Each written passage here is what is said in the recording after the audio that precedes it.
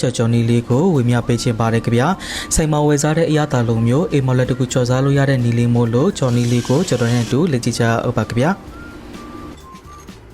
ပါရမဆိုကျွန်တော်ကဒီကလေးပဲနိုးစီပူနဲ့တပူစာကိုရေသေးချအောင်ဆေးပြီးတော့ကျွန်တော်9နာရီလောက်ပေါ့နော်တညလောက်ရေစစ်ပေးထားပါတယ်ခင်ဗျာပြီးမှဒီလိုစကားလေးနဲ့စစ်ပြီးတော့ရေစစ်ပေးထားပါတယ်ခင်ဗျာပြီးရတော့ကျွန်တော်မိုးအနေလေးဆက်ချက်ရအောင်ပါခင်ဗျာပရမဆိုကလေးပဲနိုးစီပူနဲ့တပူစာအတွက်ဆန်မိုးထမင်းစားစောနဲ့6စောထည့်ပါမယ်ပြီးရင်ကောင်းကြီးမိုးကထမင်းစားစောနဲ့1စောဒီကလေးပဲအကျမိုးကထမင်းစားစောနဲ့3စောထည့်ပါမယ်ခင်ဗျာပြီးရင် baking powder ကိုကထမင်းစားစောနဲ့3ပေါ်တပုတ်ထည့်ပါမယ်ပြီးတော့အရသာအတွက်စားအနေငယ်အသားမွန်နဲ့ငယ်စနွဲကိုကနဲ့ငယ်ပြီးရင်ဒီလိုထောက်ထားတဲ့ချင်းလေးကိုအရေးလေးညှစ်ထည့်ပေးပါမယ်ခင်ဗျာပြီးရင်ရေကိုက300မီလီထည့်ပြီးတမအောင်ငွေပေးလိုက်ပါမယ်ကျော်တို့ရေ300မီလီဆိုတာကဒီလိုထမင်းစားစောလေးနဲ့တော့ရေ20နဲ့မှ5စောဝတ်ချင်ပါခင်ဗျာ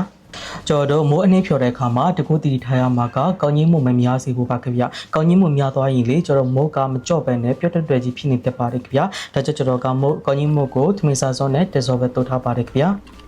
ကဲဒီလိုခက်ချက်ချက်နေတာလေးဆိုရင်ရပါပြီခင်ဗျာ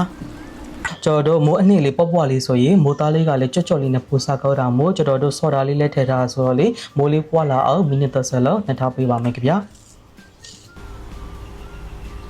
ကဲမိနစ်30ပြီးတာနဲ့ဒီလိုရည်စစ်ထားတဲ့ကလေးပဲလေးတွေကိုမိုးအနှင်းနဲ့ရောလိုက်ပါမယ်ခင်ဗျာ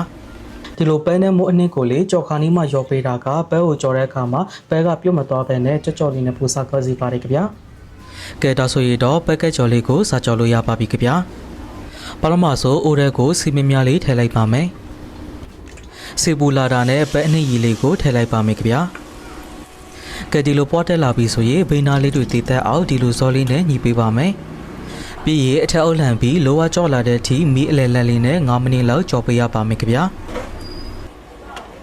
ကဲဒီလိုအယုတ်လေးညိုပြီးလိုဝါကြော့ကြော့လေးဖြစ်လာပြီဆိုရင်ကျွန်တော်တို့ပက်ကက်ကြော်လေးကိုရပါပြီခင်ဗျာ